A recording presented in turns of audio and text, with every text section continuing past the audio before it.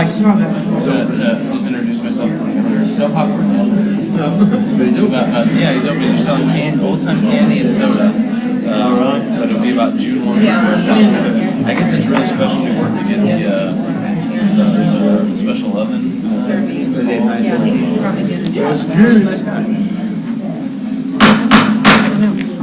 We want to welcome you to our City Commission study sessions.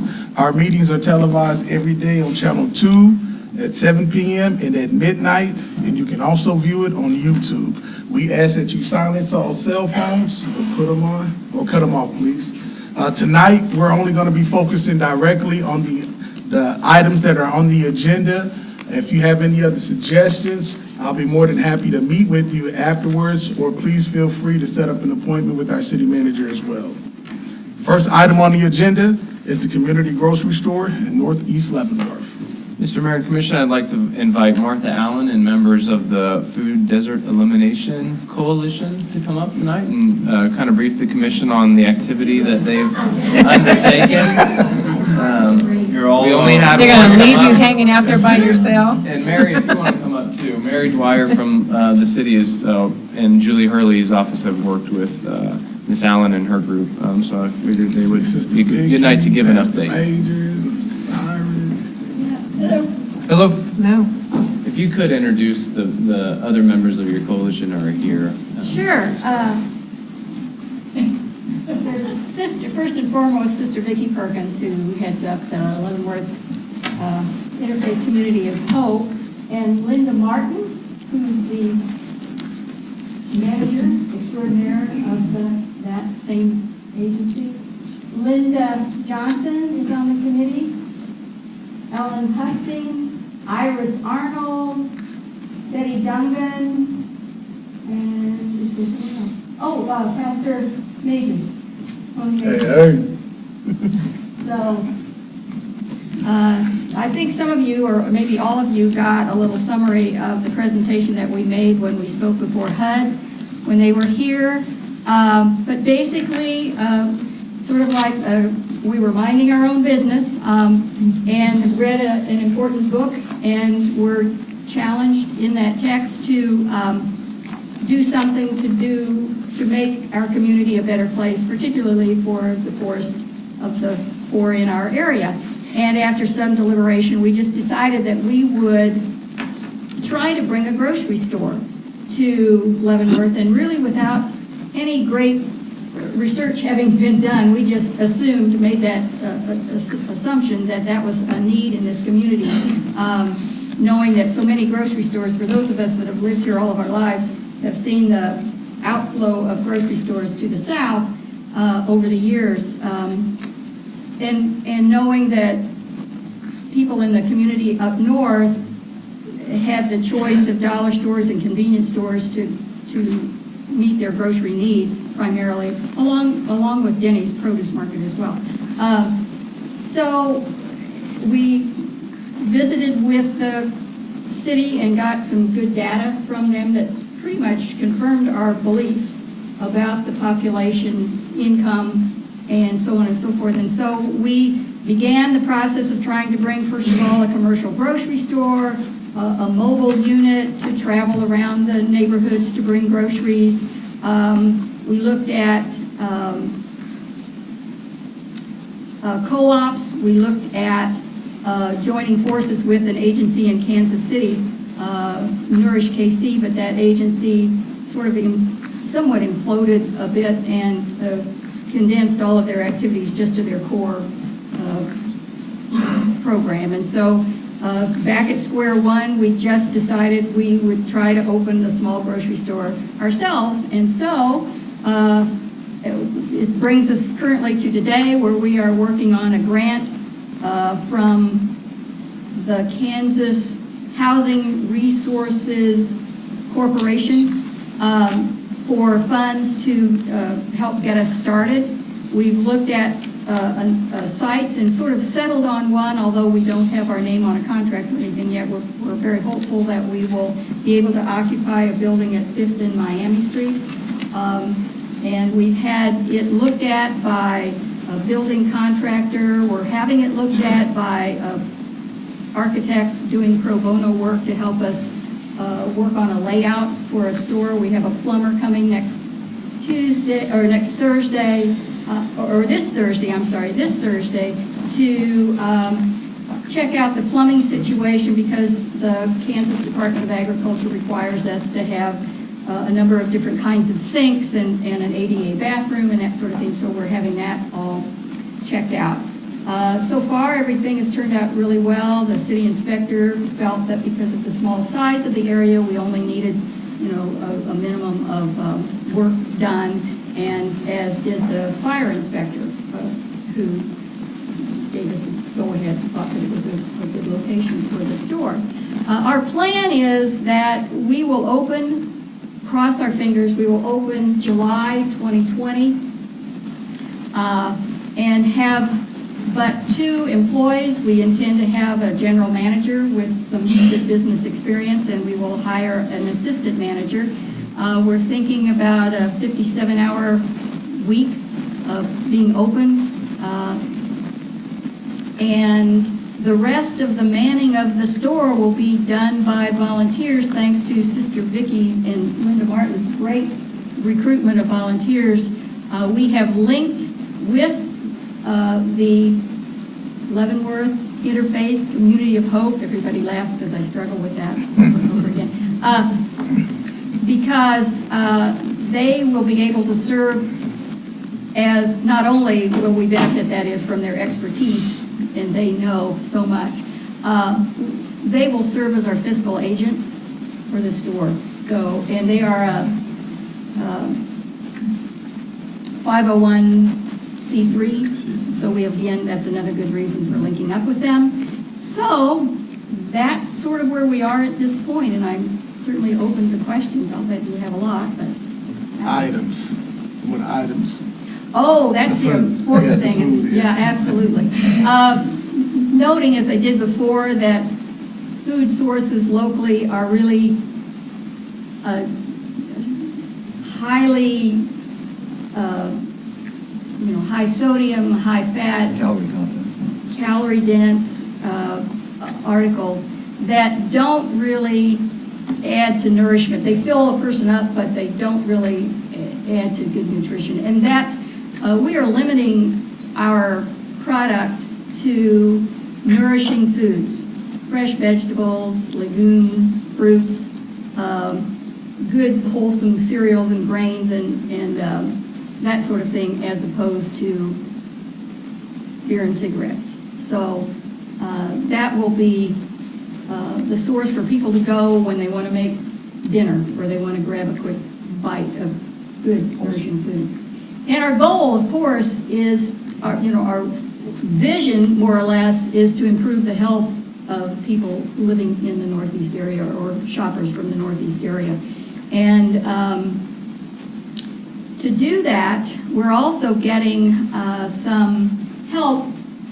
Initially, we have a confirmation from the Kansas State Extension Office's Consumer Sciences person, who has signed on to do nutrition counseling, and we're in talks with St. Vincent's or Caritas Clinics, medical clinics, executive director who is working on a grant for the very purpose of what we're wanting, which is a nurse or a medical personnel of some kind to offer health counseling while they're there. Maybe do blood pressure checks, maybe check blood sugars, that sort of thing.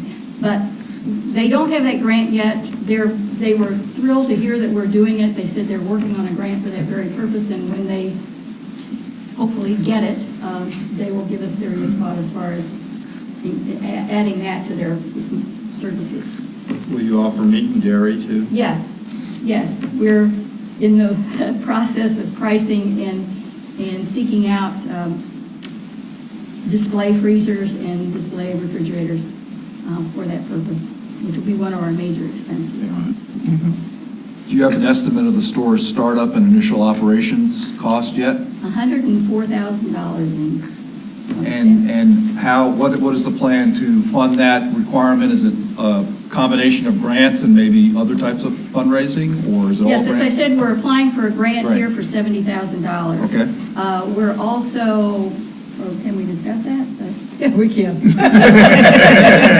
communication with HUD. Okay. And we were very encouraged when they decided to come here to talk to us. Boy, we felt very important. Sure. And we made a presentation to them, and I think that's what you got in your packet, Yeah, the very good. information. And they were very interested in the possibility of providing startup costs in 3 to 5 years of operational expenses, which we were amazed at. Now, as a caveat, what they mean by that is that we would be able to use part of our CDBG funds Okay. for that. Okay. So it would be our funds used in a different way. So that's part of HUD, Department of Agriculture hasn't weighed in? Are the things available? with There them? are things to look at there. The people at HUD were really helpful in terms of pointing out other federal agencies that the group might look at. Great. And the Department of Agriculture, of course, is one of them, along with Health and Human Services and some of the others. They have grants for different categories. But we explored specifically what we might be able to fund out of CDBG toward this goal if it came to fruition. And they were helpful in trying to find the easiest, best path in that way. So it looks like we might do something in the way of furnishings, freezers, shelving, that kind of thing, that's going to be durable goods. The 104,000, that's startup, that's to redo the building, plumbing, freezers, et cetera. That's not inventory, or does that include inventory, startup inventory? You know, Supposedly, what we're working on this particular grant through the KHRC is to buy our first, our stock, our initial stock. that includes inventory, okay. So that, we're asking for that in this grant. So the 104 is initial inventory plus whatever redo on the building. So there's not. I think it's a pretty modest budget at this Yeah, point. so And the it may- building must be in and pretty it- good shape. and it Or may- you're getting a lot of it- stuff pro bono. It may grow. It may grow a little bit. Yeah. But they're working on I it, think and that- that's, That's part of the impressive that you get all process. that for 104, in my opinion.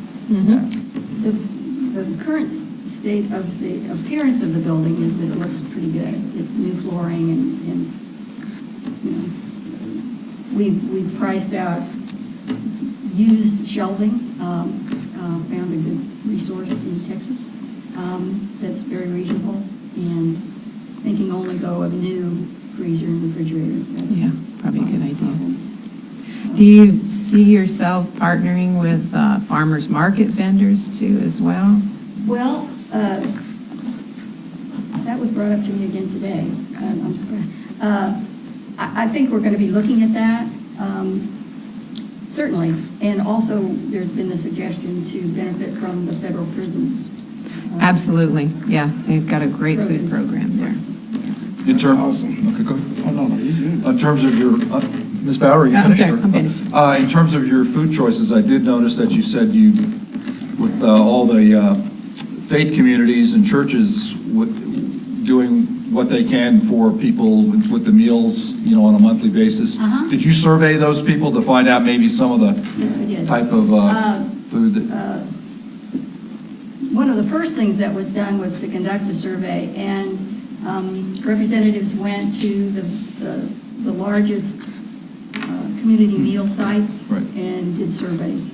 And not surprisingly, I think the major points were what you sold and how much you charged, and the location.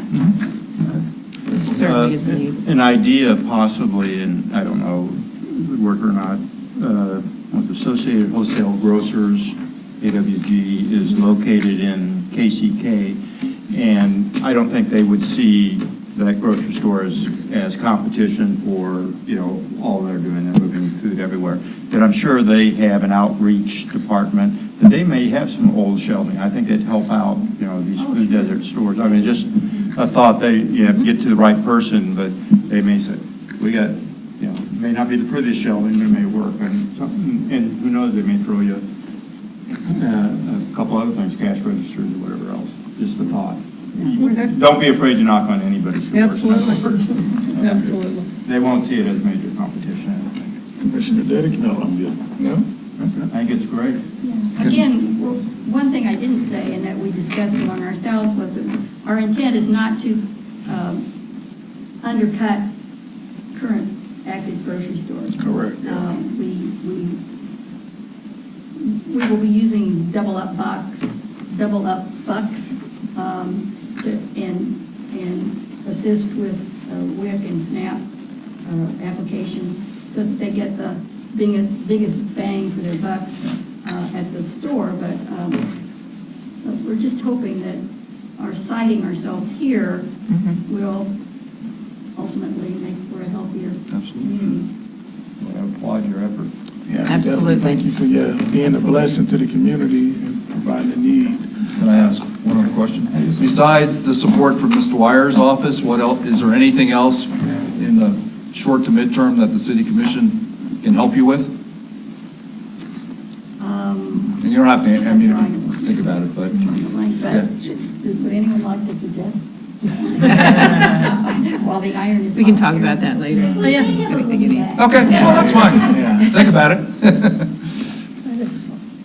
Thank you, I we wanted to appreciate say it. to Nancy, one of the farmers that raised a lot. Linda, can you come Sorry, back? one person will just go. Oh, no, No, you just need to come up here so they can hear you. Yes. They can't hear you back there. They can't. Gotcha. One of the farmers. Wait till you who's- get to the mic.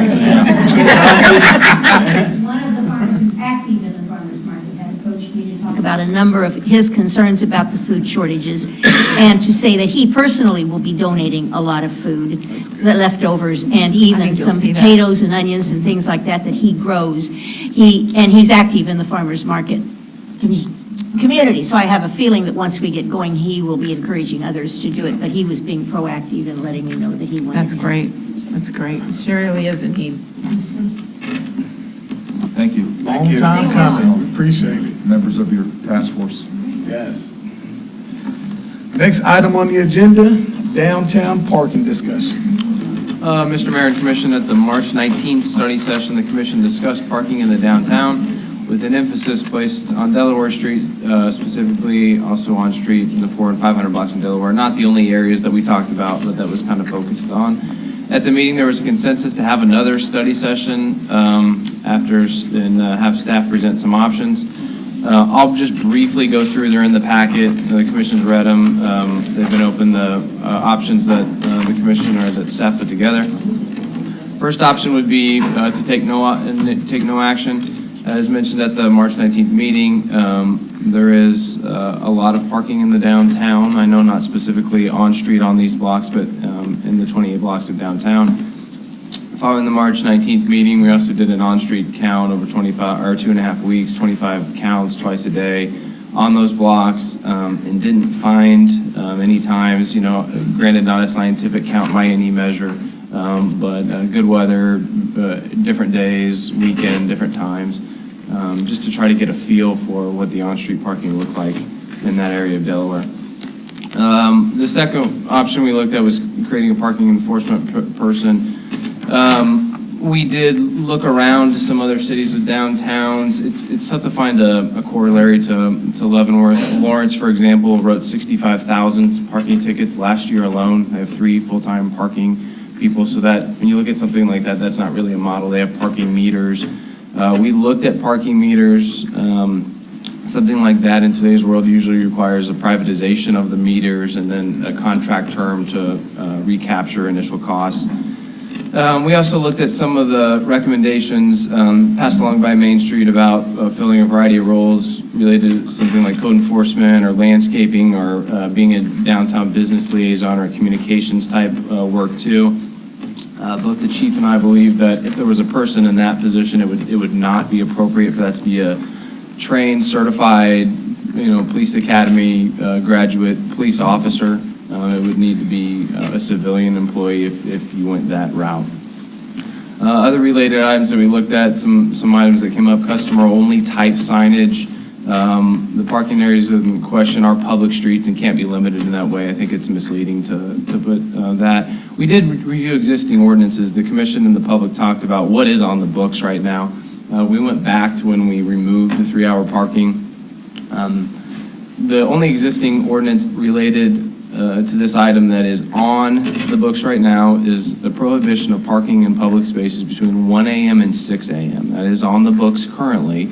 Enforcement of that calls for towing vehicles, which again, and there was one typo in the policy report, it says does seem, but it should be does not seem to be in the public interest given the amount of downtown public parking and the emergence of lofts and hotels that have increased downtown visitors and residents during these hours. The city commission, went back and looked at the city commission did elect to keep the current signage in place that says 3-hour parking. That could be an option if the commission wanted to remove that, but it is there. So that's the items that the commission looked at. Our police chief, Pat Kitchens, is here, and I believe that there are members of the public here as well. So I'll turn it over to the commission. Well, just based upon the information that's provided for us, I really don't see the need of providing an officer. I think that we, at certain times, we may have a parking issue downtown, but overall, I think we have enough spaces available. I wouldn't be in favor of providing an officer, an extra officer for the downtown. Mr. Mayor? Yes, sir. First of all, I'd like to laud the city manager's office for the research they did. During this meeting we had in March, the hypothesis was there's no parking downtown or there's a parking problem downtown. So we're presented with that hypothesis. There's a lot of passion behind the issue, but it's in our job then to either sustain that hypothesis or overrule the hypothesis, and the only way to do that is with facts. I think we have the facts here, and it's during the 400 and 500 block of Delaware, which we're talking about specifically then, but we didn't want it to, other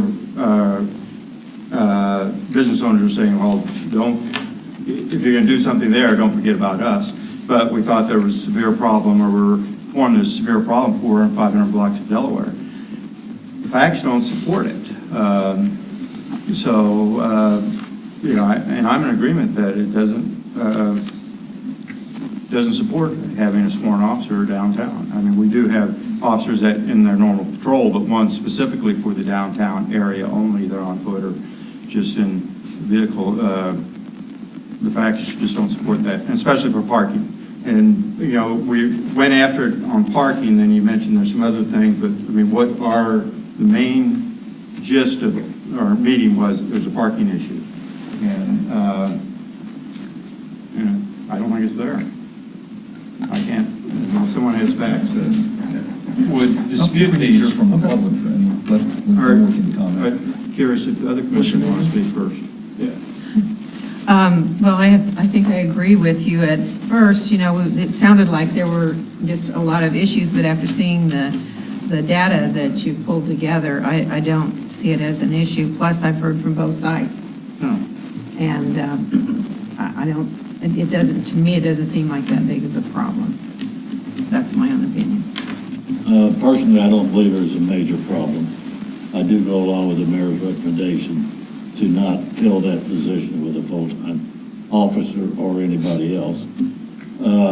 We're talking about 2 blocks and just one side of each block. Of course, that's where most of the businesses are. But go to the shopping center in Missouri or Wyandotte, it'd be a cold day before anybody get that close to a building. You've got to walk a quarter of a mile at the most to go shopping. And I think people are thinking that this is more of a leisure shopping than what it was back in the 60s. In the 60s, we had meters and we had people, that's why we have so many lots. We couldn't handle the people that we had downtown. But I support leaving it exactly the way it is. Well, the data was collected over a 2.5-week period. Right, yeah. At random times. I think collecting the data was certainly a step in the right direction. And so I think there were 26 data collections over that 2.5-week period, averaging about 25, average number of parking spaces open, 25, approximately 25. What I've heard is that, and it depends on the business, but there's a law office downtown, and there's like 4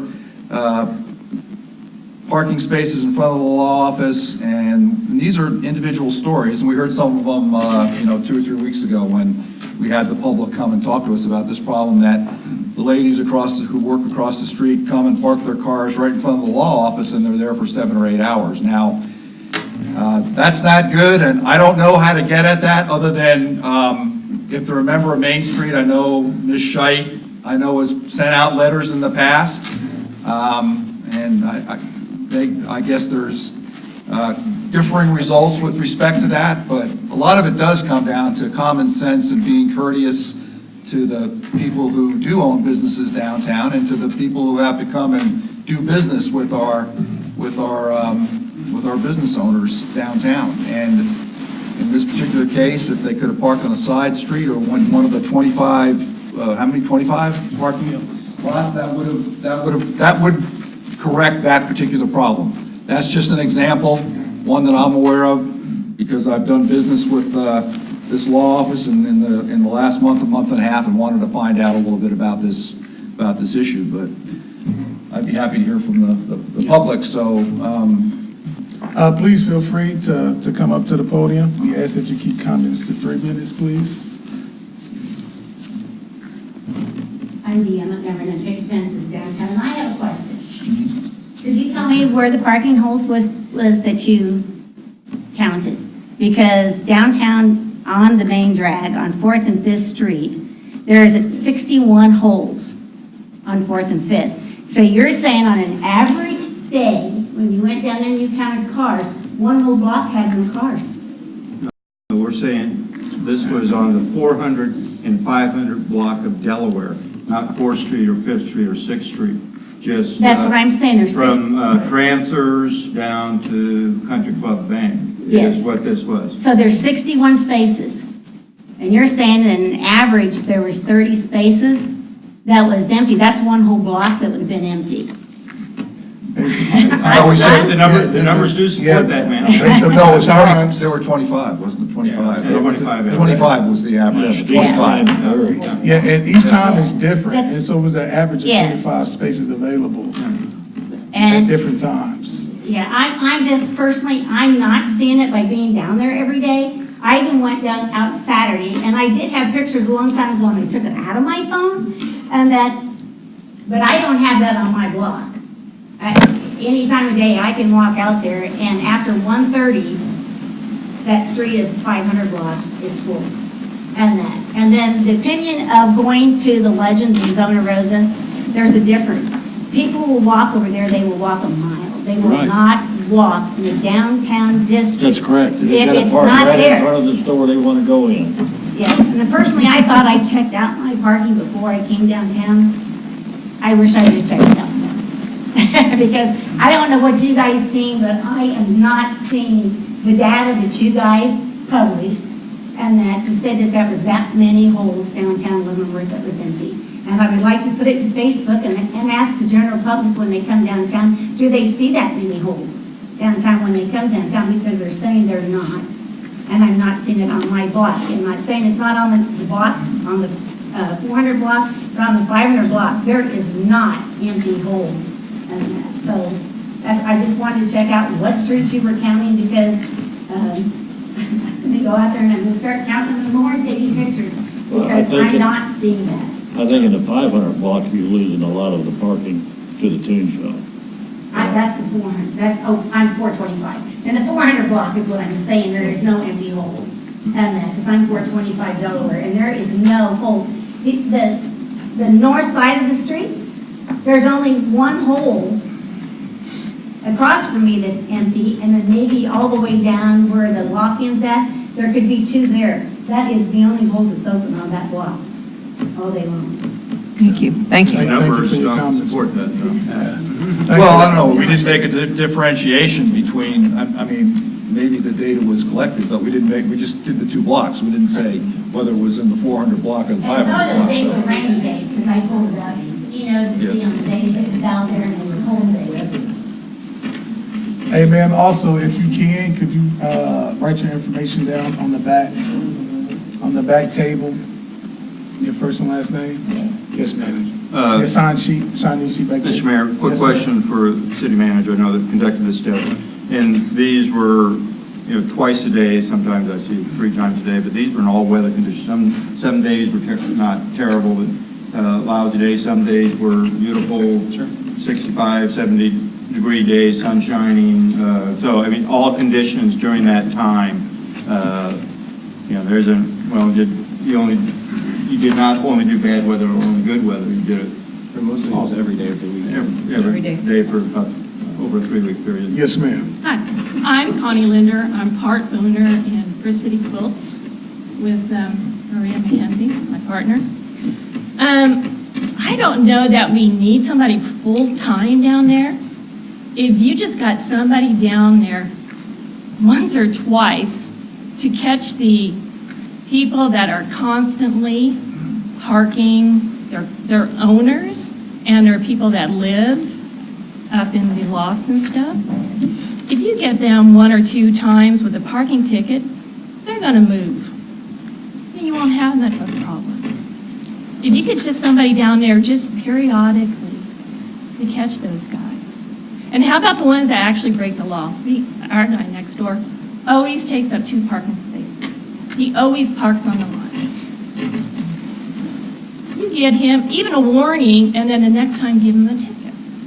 He's gonna learn right away, and you won't have this problem down there. No. It doesn't have to be somebody full-time down there. You catch them once or twice, and they're gonna learn, Yes, ma'am. really. Appreciate you. Thank you. Thank you.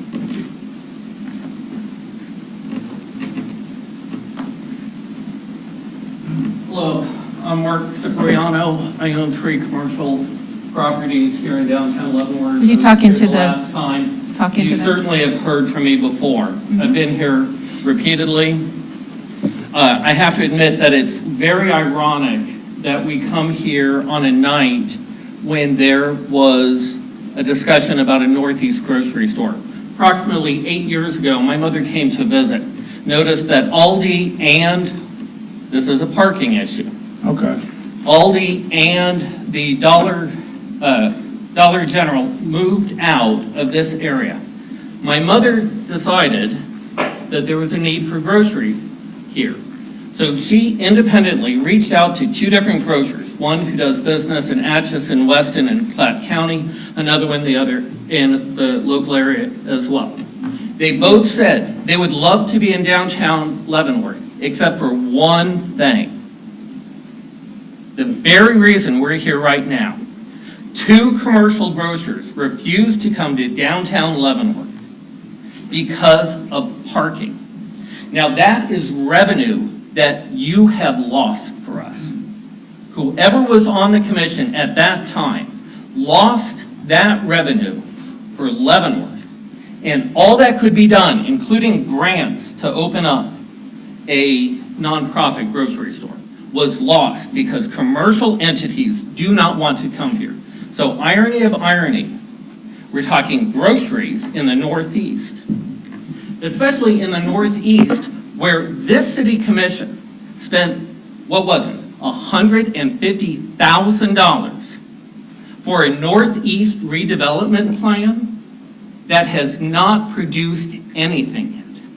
$150,000 would pay part-time law enforcement for parking, 3 years, 4 years? That would have produced a result.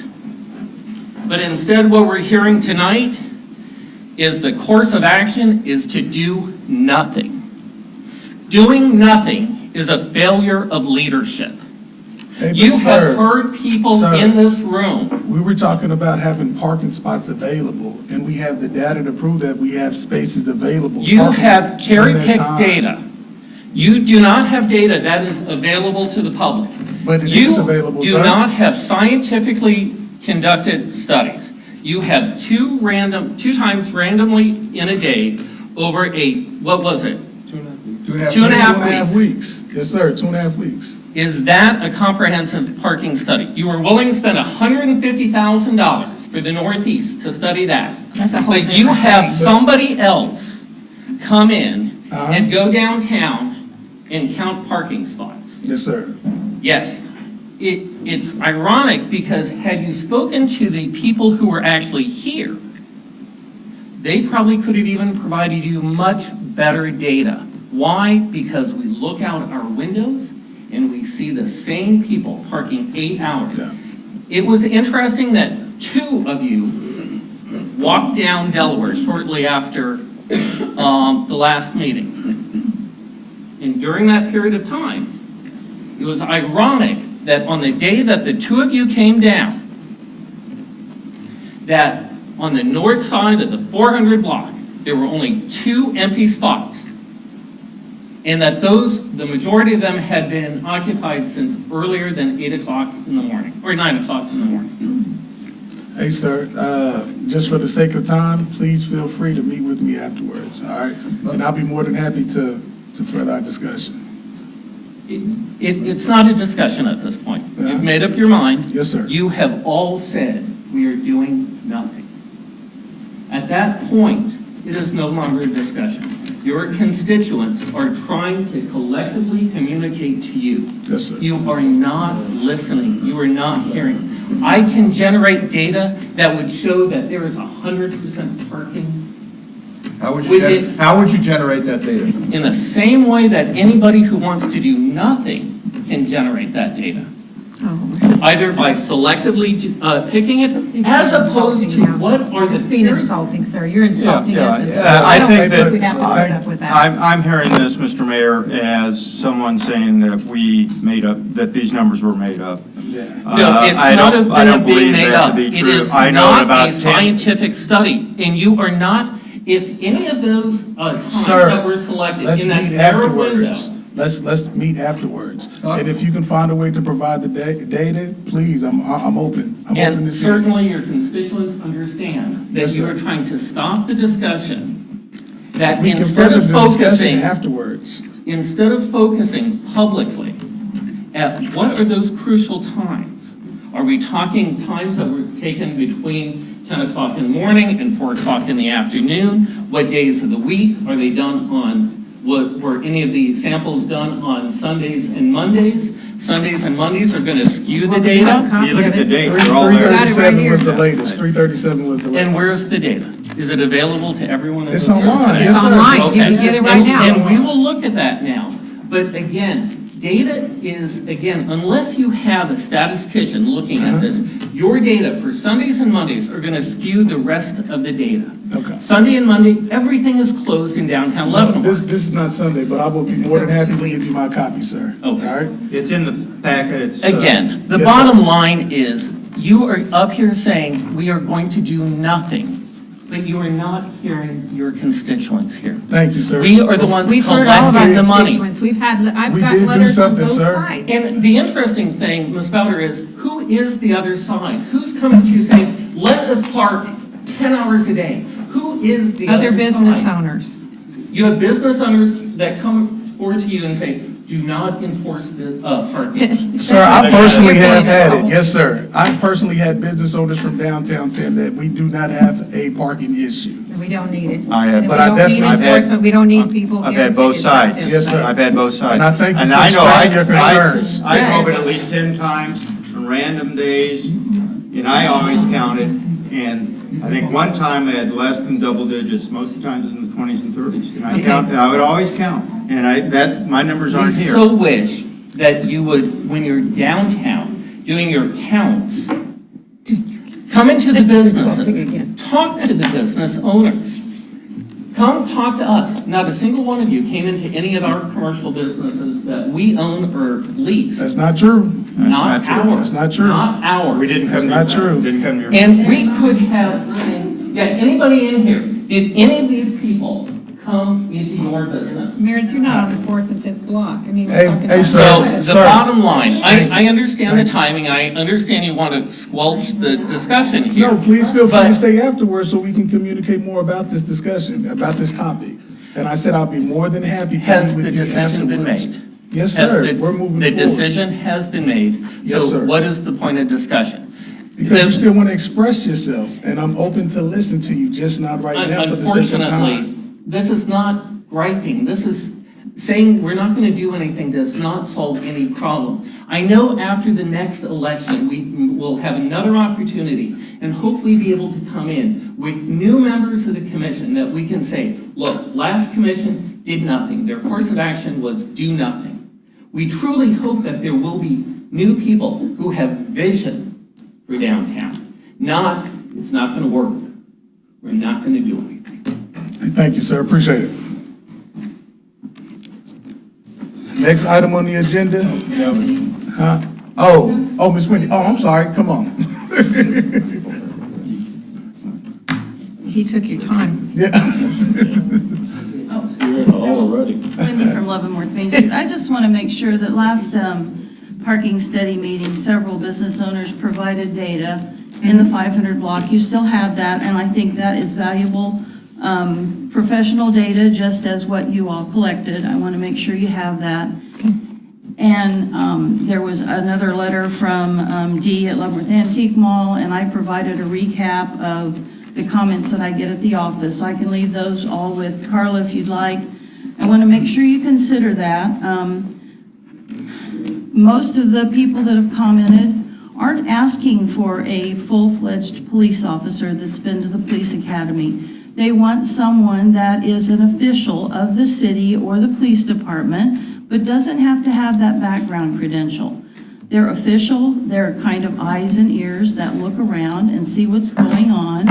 I think most of the downtown feel like part-time at random times would be sufficient just to be a monitor. So I don't think that they're really asking for a full-fledged police officer. And it relates to parking somewhat, but you know, whenever the truck traffic was put back on 4th Street, many merchants are dealing with that as well. I can't tell you how scared I was today when a moving van with an extra van on the back That's another issue. was way wider than one of the lanes, and I thought I was going to be in the sidewalk. I realize that's not that, but that's Yes, another ma'am. thing that downtown merchants have to deal with. They're providing the revenue, huge revenues to the city. I'll leave these with Carla to make sure that you have those as well, as valid data. All right. Thank Thank you, you. Ms. Wendy. Ms. Scheit, can I ask you a question, please?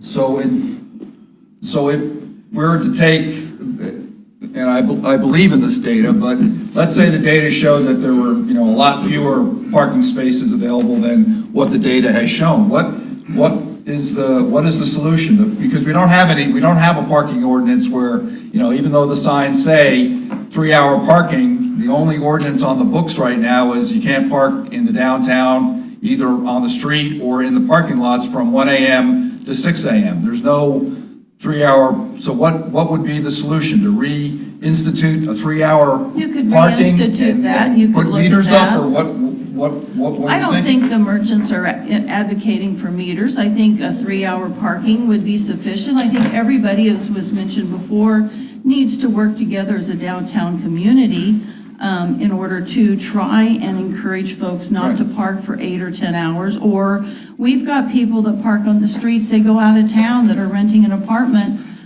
They park for 2 days, sometimes 3 days. And if they're approached about it, I can park any damn place I want to. Well, that's not really fair to everyone. It's not fair and equitable. I think all the merchants are wanting is something that's fair and equitable, that everybody can work around. I think for City Quilts provided a good option for those people that are, parking in the middle of 2 spaces. We don't want to,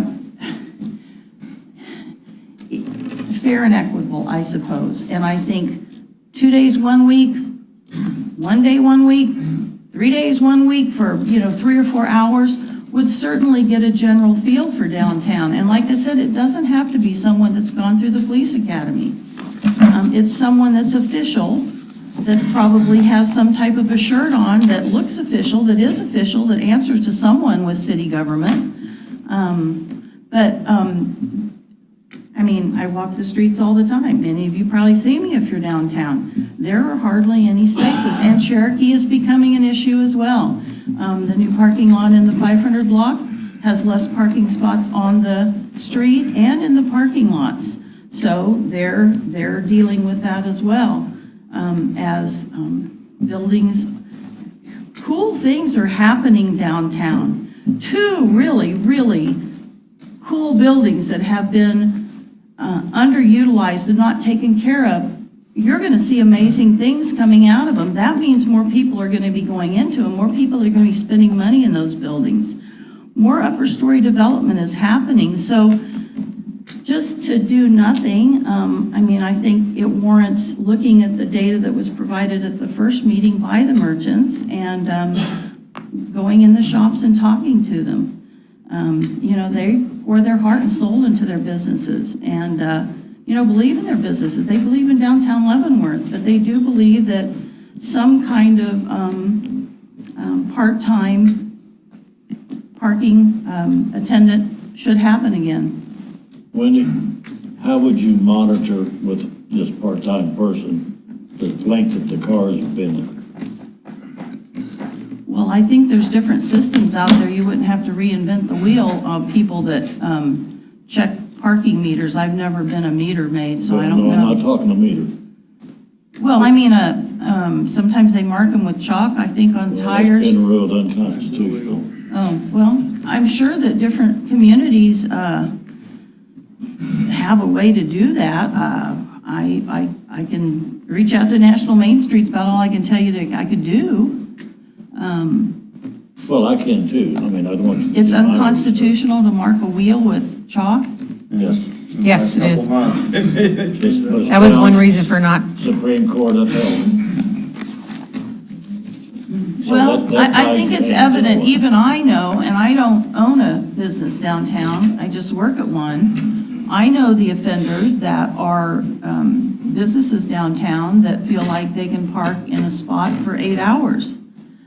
And they can, right, and I'm just saying, right now they can, right? Because we don't, so I think it does go back, and we're not, I'm willing to, look at this again in the near to mid future, because I'm not so supportive of a meter maid or something like that, but you have to start off with some type of time limit as far as, and we don't have one right now. We only have the 1 a.m. to 6 a.m. So Well, I think another ordinance in place that, models after some community that is making it work could be put back in place. That's not something I've researched.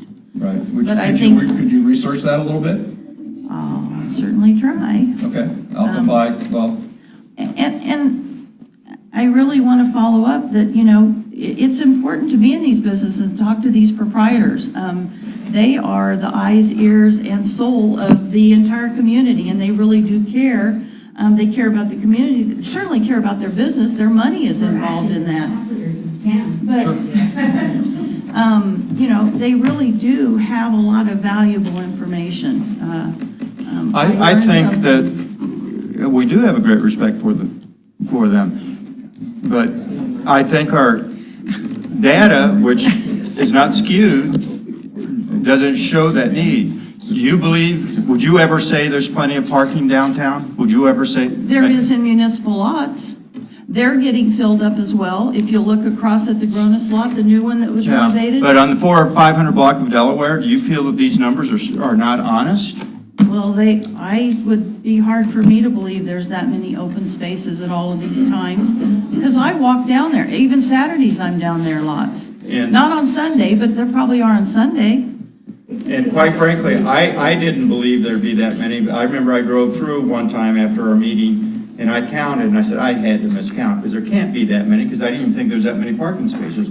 I made the turn again, went up Shawnee to 6th, came back down, and I had 25 or something spaces in those 2 blocks. And I probably counted 10 times. So I think these numbers are accurate.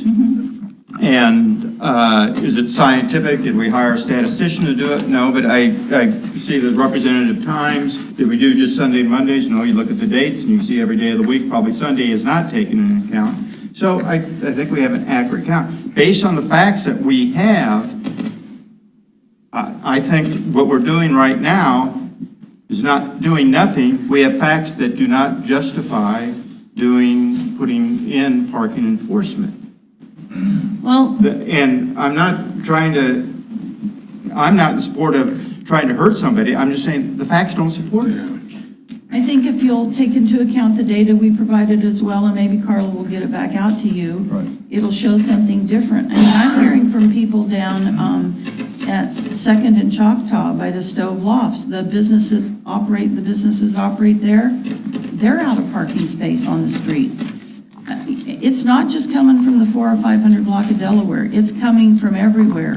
And you know that there's people that are parking in the Home 2 Suites parking lot that is for the Home 2 Suites. They've got parking signs posted, but people continue to park there because there's no parking on the streets.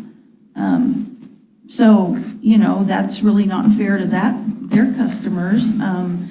But there are very few spots available when I'm out walking Monday through Friday and oftentimes on a Saturday. And I've never seen half of the block in the 400 or half of the block in the 500 that was available. I wouldn't be averse to sometime in, not in the next month or two, but maybe in the next 3 to 6 months of having, more, 6 months, 3 months from now, 6 months from now, maybe we collect more data, representative from Main Street, representative from the city government. So, and that would be one technique we could use, not next month or the month after, but let's see over the summer, what the situation is. But what would you say about these people who just, like the story that I told about the people who work across Delaware and park their cars in front of the law office and they're in their business for 7 or 8 hours? I mean, that happens. And the only thing that would dissuade them would to get a ticket or a warning or something, right? Well, it would probably help to, at least have something official that said, it's, you're taking up valuable space. These are the parking lots available. We brought up that we really would like the city to put some bright colored banners up that are complimentary to downtown in the municipal parking lots so people really can find them. Lots of people don't see that little sign. They look at our parking map and they see a P that is for parking and they say, well, is that a business? So, I mean, all of those other things that can help aid in getting people to these, because maybe those people don't realize there's a parking lot wherever that's really close and,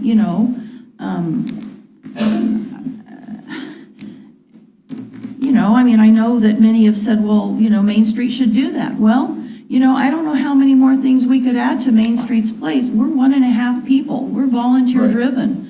Can I ask for a volunteer maybe that wants to go around? But I think somebody official, lots of places hire part-time people and they could provide data and maybe, maybe they're not giving out an official ticket, but maybe they're giving out something that says, it appears you've been parking here for long hours. Did you realize that there's these 2 parking lots or whatever, or a clear parking map? Maybe something in a positive way. Certainly we want it to be positive. We don't want their customers to get tickets, but most of the customers aren't parking for 8 hours. It's generally upper story, and certainly we want to develop more upper story. Mixed use is what we all want. We all want the revenue. We all want the vibrancy. We all want all of this stuff to happen, but it has to be in a fair and equitable manner. So I think we're all working at the same, towards the same goal, but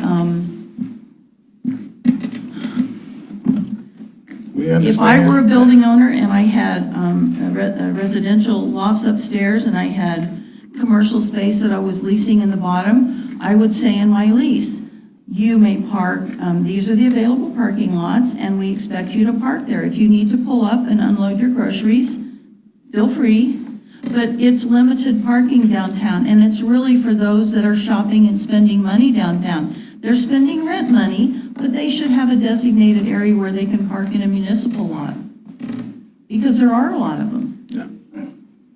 Thank you, Ms. Wendy. Thanks. Thank you, Wendy. Mr. Chairman? Yeah.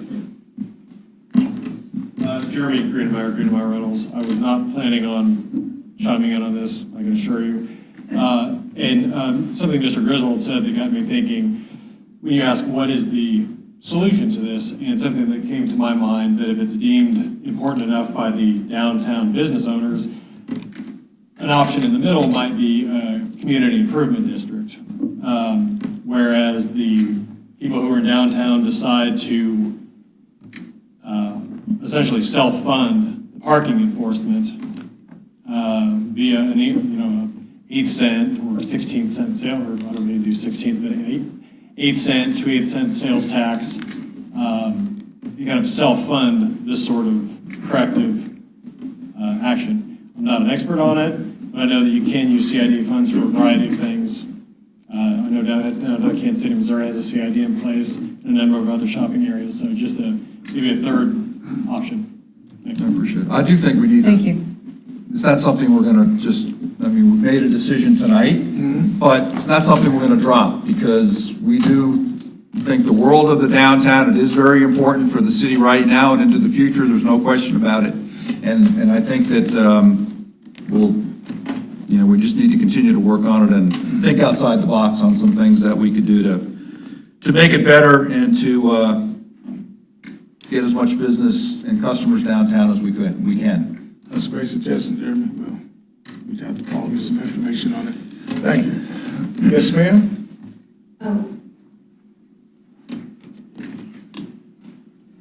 I'm very fortunate. I'm in the 100 block of Delaware. I have lots of parking, but I have a parking problem. I have probably the best parking in the whole city.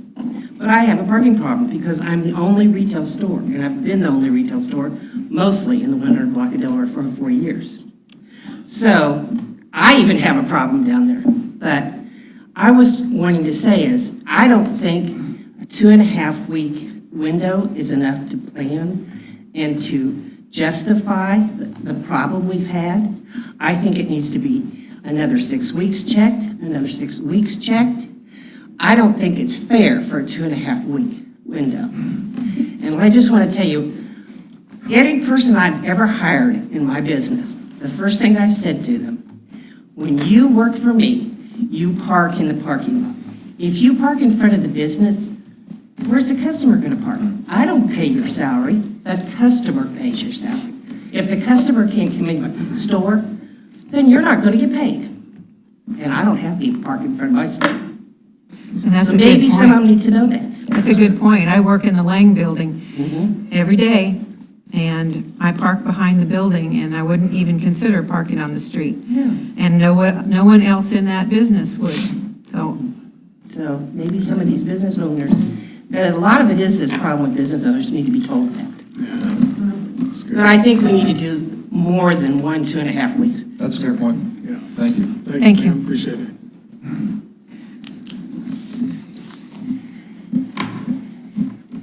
My name's Marty Pope. I have a business on 400 block in Delaware. I have difficulty seeing your numbers also. I agree with Meredith. I would like to see this not be a done deal. It would be nice to have it checked again, especially with the summer coming up, which is definitely our busiest time.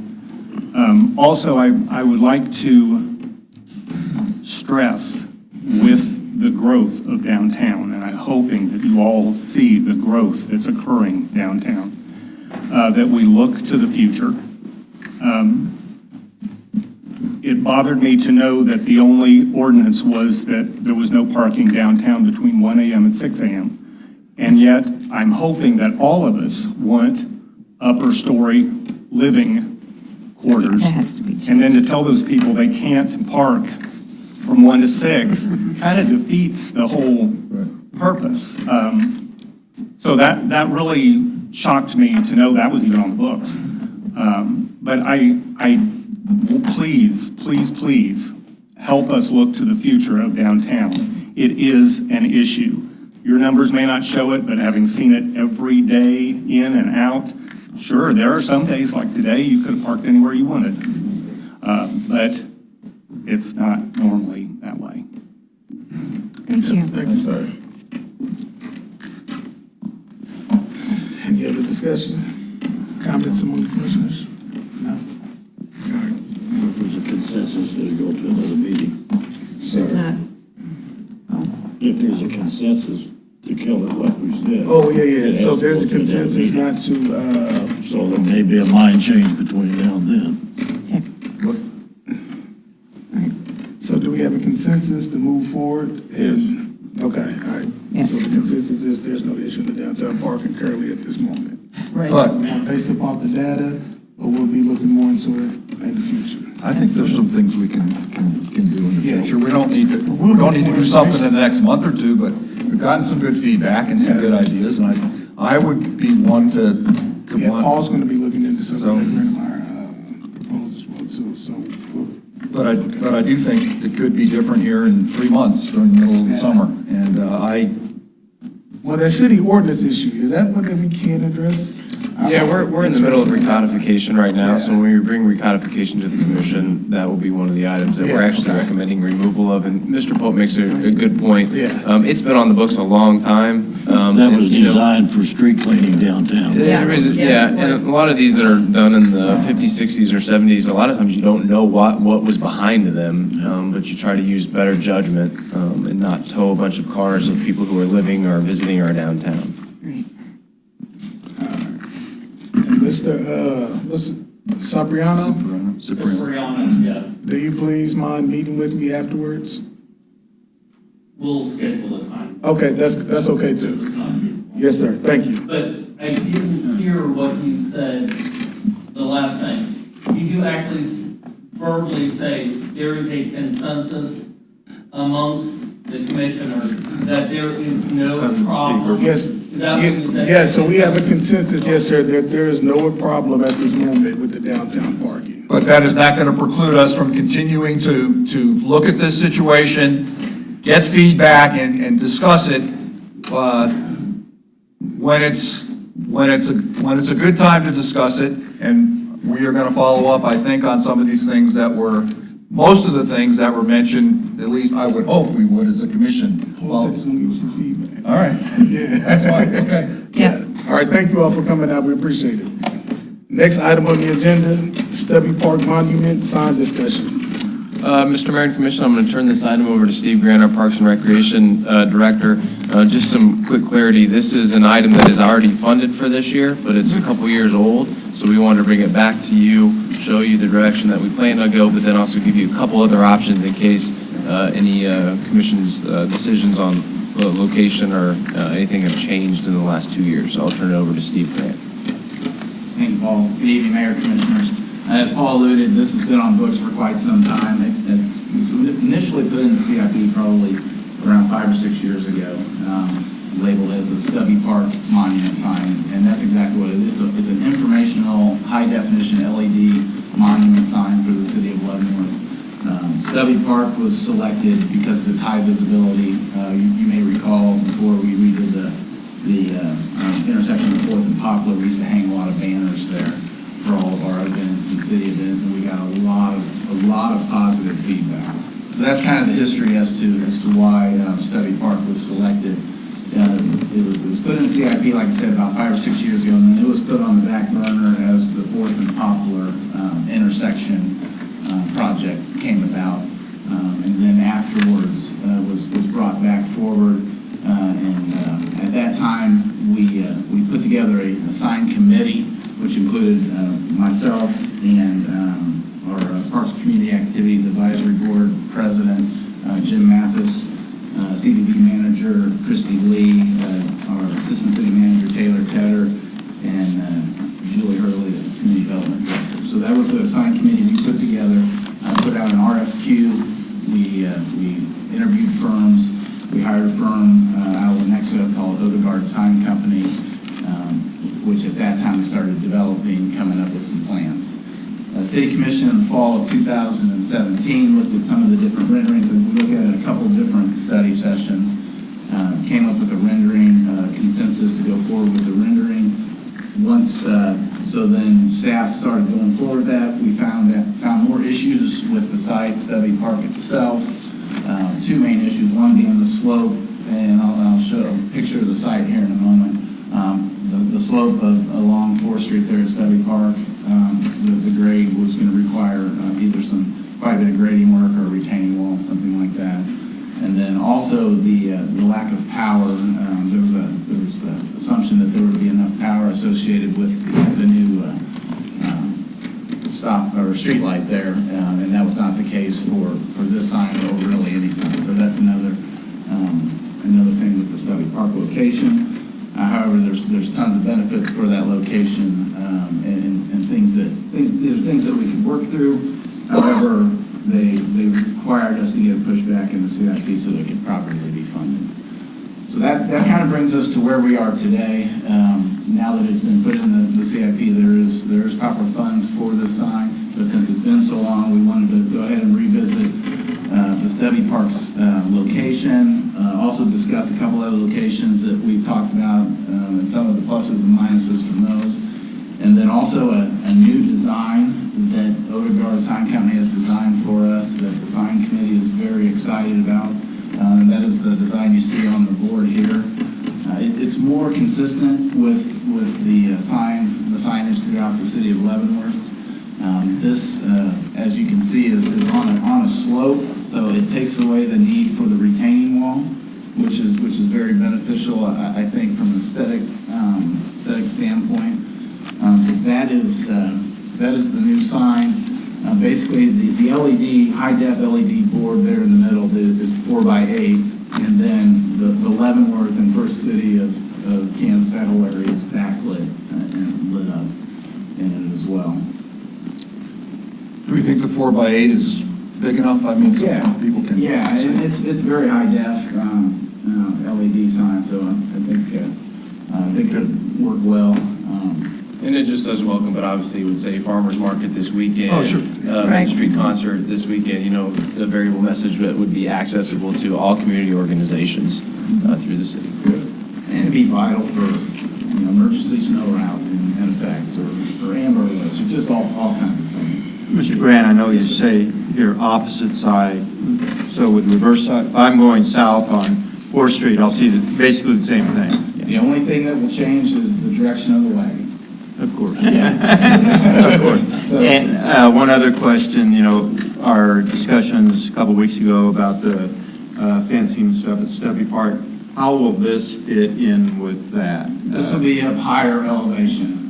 Be on the street side of the fence, if you will. Correct. Okay. Correct. Okay. Yeah, the fence will be down at the base of the slope, and this will be up closer to the sidewalk. But it'll be on the park side of the sidewalk. I like that this is more similar to the design of our other sign, big sign. I agree, Commissioner Bowder. I was real excited when they came in, and so were all the members of the sign committee, when they came up with this design. I do have a picture of the design. Yeah, I saw that. It's not nearly as That's a good. picture of the design. There was a consensus for that back in 2017, which would still be a viable option if the city commission so decided to feel that way. I'll talk briefly about the site. This is the Stubby Park. This is standing at 4th and Poplar, looking north, obviously. And the sign would go about halfway down this stretch. There on the right-hand side, it'd be just to the right of the sidewalk. That is city property. It is out of the right-of-way. As I stated before, the slope, the new design will take care of that slope where it won't be an issue. And I've already, I have bids in place the power will need to come across 4th Street from the other side, so we will be doing some boring under 4th Street, which is pretty standard. It requires some KDOT permitting and stuff like that, but it's pretty standard. I will say that I've met with all the sign committee members again, and it's pretty much it's our recommendation that this is still the optimal site for this sign. How open it is, how visible it is. You'll notice it's only 30 miles an hour in this stretch, so people are going a little bit slower, and gives them a chance to read the sign from both directions.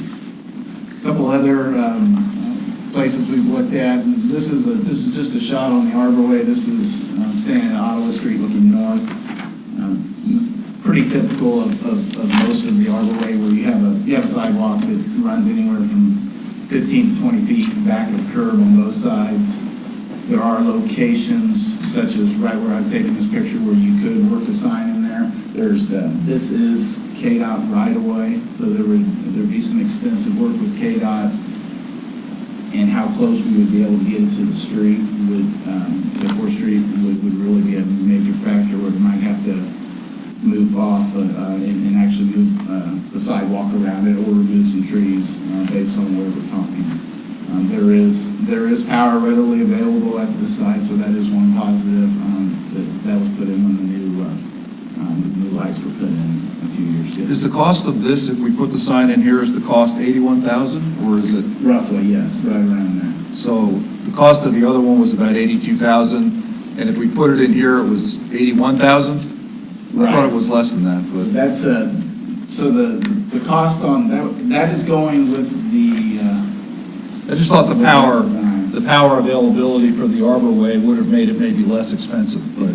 It has, that's going with this design here, and the price has increased dramatically on this design with all of the base work. Now, that being said, we could go in and I could look at that new design and get an updated cost on that. If we were to, Well, I just wanted to know whether it was, that would be an advantage from a cost standpoint. That's all I wanted to know, if we were to put it in the Arborway. Versus putting it out there. Putting it out there at Stubby. If the cost is the same, then that's the answer. If it's different because the power is available and we're not going to have to spend money on that, I just wanted to know that. Well, as you can see from the numbers, it's going to be a little bit more. It's going to be roughly a little over $1,200 more at the Stubby Park. Right. No, that's not. I was thinking more like 20 or 30,000. Oh no. Okay. No, it's, I have a bid from Westar right at $5,000, bringing the power under. Okay, I just know it. That doesn't, I thought it was just a lot less money at the Arborway, but if it's 81,000, it's 81,000, so that's fine. The other location that we've also talked about in the past is Ray Miller Park. It would, if we were to select this site, it would would probably replace where that Ray Miller Park sign is, because that's where the power is currently at, available power. It's doable there, and we would probably put a new Ray Miller Park sign in somewhere. It's a very, very busy stretch, obviously. One advantage is, and Taylor has run some of the traffic counts here. The traffic count is the highest here, and basically your traffic count gets less as you travel from south to north along 4th Street. Traffic counts are higher here, however, so is the speed limit. It's 45. 45. Speed limit's a lot higher. And it's a very busy stretch. Where I was standing there taking that picture, if I turned around the other direction, you'd be staring at 8 signs. I'm sure you guys have seen all the signs, and that doesn't even include the highway signs. And then also just down there a little bit further, you can't see it in this picture, is the LED sign at the entrance to the VA. But it is another option. We wanted to make sure all options were on the table. Again, we feel the Stubby Park location is a great location from a visibility standpoint. We've had past experience when we used to put up those banners where people say, "Oh yeah, I saw that out there on your banners at Stubby Park," because you're, especially heading northbound, you're kind of forced to look at it. Well, now there's a stoplight there too, so. Correct. Yeah. And the improvements you can put in Stubby.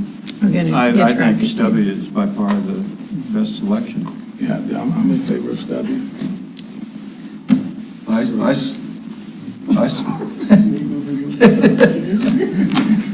What did Mr. Gedeke say? He had something to say earlier. I think you may be cool. Good. I support the location at Stubby Park, but does that, I mean, if in the future we were to maybe, I was one that thought maybe we should take a look at the Arborway because of its proximity to the downtown and the advantages of being close to the downtown and trying to emphasize the good things that are going on in downtown Leavenworth. That doesn't mean we can't do that in Stubby Park, but I hope it doesn't preclude us maybe from sometime in the future, a couple of years, 2 or 3 years from now, if we had the funds available, maybe we could put in a sign on the Arborway to help the downtown out. But in terms of the options that you've given us right now, particularly since there's no difference really in cost, I support the Stubby location also. I think eventually there would be a difference in cost. The cost for the two other sites are the old design with a lot more stone. We didn't have them, because we'd had to pay them, Odegaard, to put this stubby new sign at the other two locations. Okay. And this is a big sign, Yeah, yeah. even this, with less stone. So we can ask them if the commission goes ahead with stubby, what do you think it would be in the Arbor Way? And I bet it's probably 10 or 20,000 less.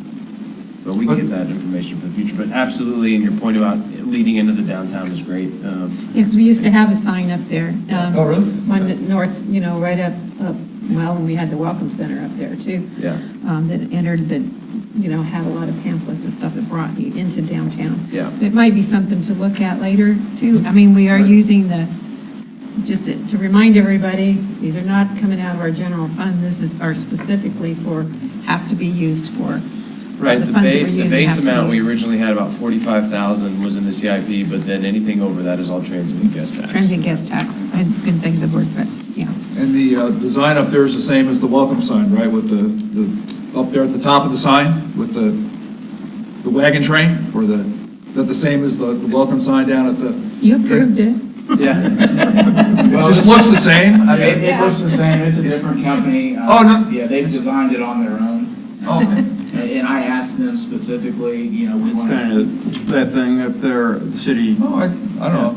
Yeah, about every sign, including our seal they see in town has the wagon and everything No, on it. yeah, but it looks like what's down there at the welcome. Maybe it's not. very similar. And Yeah, that was It is. staff's request, was to make it Well, as that's good. consistent as I possible. like the standardization. So. I do too.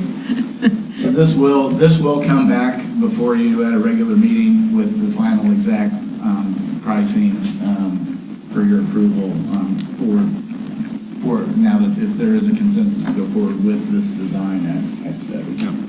So we have a consensus for Stubby Park? Yes, sir. Yes. If we do approve this and when it comes back, when would you see it being constructed, finished? They're ready to go as when we're ready. So Of course, I'll have 30-day to- build or something? Yeah, I'll have to coordinate the boring under 4th Street, as well as some electrical work. And then we're gonna wanna also coordinate it with the construction at Stubby Park. Namely, there's some stormwater repairs that are gonna go on there as well. Which, and I'll have to get with Mike and engineering and see the whole, where all of that is at. We obviously don't wanna go in and do anything that'll affect those as well. Thank you. And where's the company located? They're in Lenexa. Okay. Yep. Thank you, Mr. Okay, thank you. Next item on the agenda, stormwater fee, multifamily.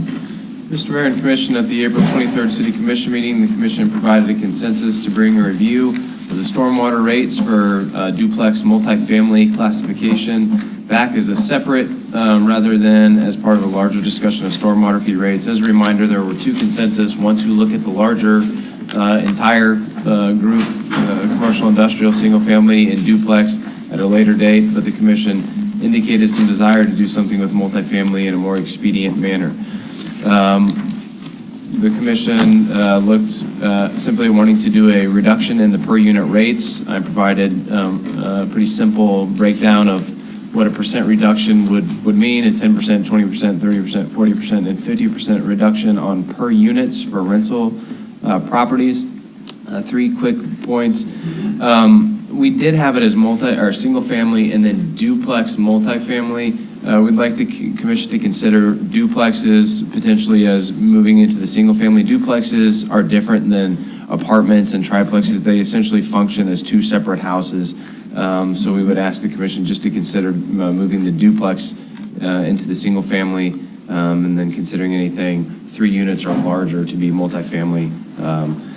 We also did look at a tiered system, creating different rates based on block numbers of units, for example, like 0 to 4, 4 to 10, 10 to 25. It is possible to create that without a whole lot of work, but we don't currently have that data in our GIS to be able to do that. If the commission wanted to do that, that's something we'd have to continue to build out if you wanted to look at a tiered system. And then asked that and want to point out that any changes to this fee, even up to a 50% reduction, would not dramatically alter the total revenue generated by the program. So put that before the commission as requested. Would we still be able to reach our goal, which was the 1.2, if we decide to do the 50%? With full collection, and we still don't know, we have a number, but you don't know what you're going to get until you've actually received it. We've received about half, a little more than half to this point because of when property taxes come in. So we won't really know at the end of the year what the actual number is that we collect, but we'll still be right around that mark of 1.2 million. Commissioners? I'm supportive right now of this, basically it's cutting the rate in half for the multi-family dwellings. That's what's before us this evening, correct? That's up to you. I provided options of 10, 20, 30, 40, 50% reduction. Yeah, I think that's a good step, but, and it's part of basically the course of action that we adopted in 2018 for implementation in 2019 with this one change in terms of the halving the rate for the multi-family dwellings. But I really do think we need, and it gets to the point of, have we thought about when we're going to have a larger discussion? Or, No, that's going to be in, yes. when is that going to be? I'll meet with Paul, city manager. But we're just focusing on this tonight, but we will have a further discussion. But when we have that discussion, what I would like to see is to address the issue of fairness, as brought up by some of our citizens when we had the meeting a month ago, and phone calls that I've received from citizens over the last 2-3 weeks.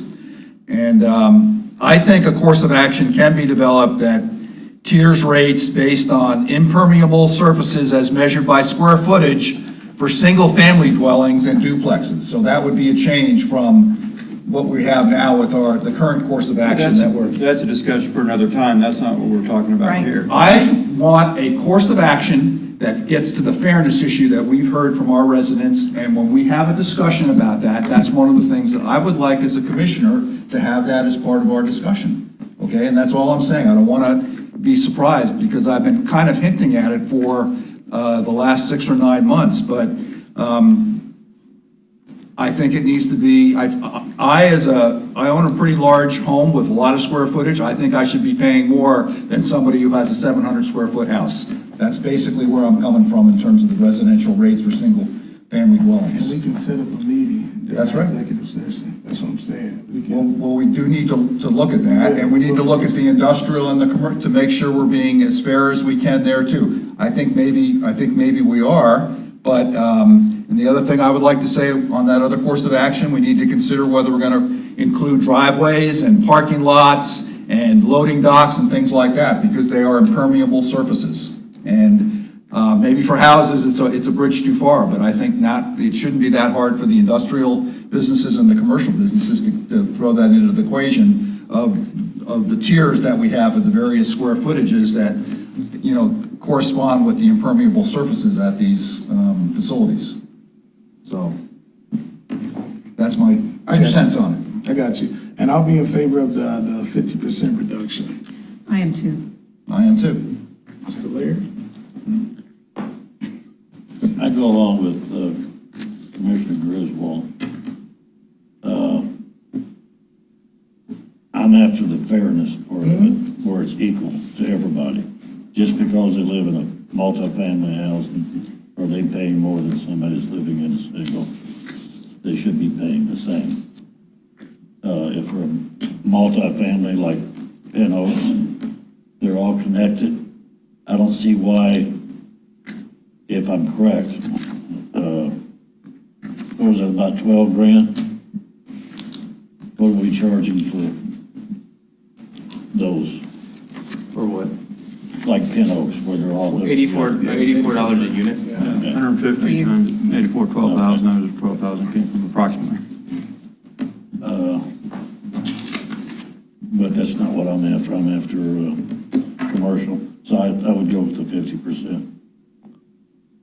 I would go 50% right now, but we do need to Right. this other course of action, I think they need to be compared, and we have time. I mean, we have 3 months until the 1st of August, where we could compare the two courses of action based on amount of revenue that's generated, which we need to get somewhere in that 1.2. Get some information in too, you know, what we're getting, how much revenue we're getting to pay our Simplicity, bills. cost to the staff of getting this information, and then the fairness aspect that I've already talked about. 4 criteria to compare those two courses of action, but. And I'll get with Paul and we'll look at the agenda. And we'll figure out. Is there consensus? So do we Well, have- we have a consensus on the 50%. Yeah, we're focused. Yes, Are you in yeah. agreement? Oh, with yeah, that? I mean, there's already 3, yeah, but I am in agreement too, yeah, let's take them all. Yeah. The duplex stays at, That's another decision. Would the duplex stay with the single family? Or Duplex stays with the single family. I'm fine with that. We have Yeah, consensus with yeah. that as well? Okay. And so that's the only issue we're talking about tonight. On, I don't know if there's, I don't think the amount of time that we spent on this for the year and a half before, I think possibly does need to get looked at. But I do not believe that we can get it done in time for the state requirements on budgeting. It might be something that we do over the next 6 months, but pushing it up against an August 1st deadline for when budgets have to be put in or whatever the date is, I think it's a little bit of a stretch. Because I think there are an infinite number of possibilities, and we didn't hit the infinite number when we studied this for 22 open meetings in 18 months, that we hit infinite -2. I mean, we looked at everything, and there's no perfect answer. But I'm willing to look forward, relook at it, but I don't think that we can get it done before state requires us to have budgets published and approved. But I'm for this one right now, but and we relooked at, but by putting a timeline that we have by time budgets are done, I think it's a little bit tough. And I'll get with Paul and we'll look at the agenda and see where we'll be able to fit it in at. So we have consensus on the 50% and as well as keeping the duplexes with the single families? Yeah. Yes. Yeah, that's good move. Any other discussions amongst commissioners? Is there anybody who wants to speak to this? Oh, anybody want to speak from the public? We'll have to. About this We'll have issue? to, yeah. I got This you. issue, Good yeah. call. What you got to say? Yeah, with this issue, yes. Mark Denny, JFD Properties. And I want to thank you all for listening to the citizens and taking this back into consideration. On the duplex thing, I would just throw this out there. You know, we own a duplex at 10th and Cheyenne, and I think those houses were built in the 50s. Pretty small houses. So our duplex sits right next to another house that's exactly the same, that sits to another house that's exactly the same. And I don't understand how that duplex creates more stormwater runoff than the house sitting next to it and the house sitting next to it. So why we'd have to pay twice as much, or the tenants have to pay for that, with the stormwater runoff being the same for all of those houses. Just something to consider on the duplex issue. You know, on the 50%, again, I'm thankful that you have looked at this again. But I would just, and before I go any further, I want to give kudos to the city and the city commission, both you and the past commissions, for doing what you did to bring the hotel business to Leavenworth. I don't want this to come off as anti-hotel. I think the hotels have been great for our city and great for the business community. However, it's a business, just like Pin Oak Acres is a business. And a hotel downtown, and I may be off on a little bit of my numbers here, but 105 rooms. I checked online to see if I could get a room tonight. I couldn't. They're full, which is great. They're full tomorrow night. They're full Thursday night. So I just used 80% occupancy rate, $125 a night rent, or room rate, bringing in about $4 million a year, just rough numbers. Pin Oak Acres, 150 units, $600 a month. We're bringing in roughly, say, $1 million a year. Pin Oak Acres is paying 4 times the amount that the hotel downtown pays on the stormwater runoff. But the hotel is making 4 times as much in revenue.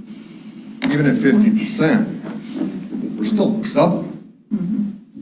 So all I'm asking is to consider is, we have a cap on the amount for corporate, which I believe is $3,300, $3,400, something like that. 3125, I think. Okay, $3,000. All I'm asking is, maybe put a cap on the commercial, use that same commercial cap for multifamily.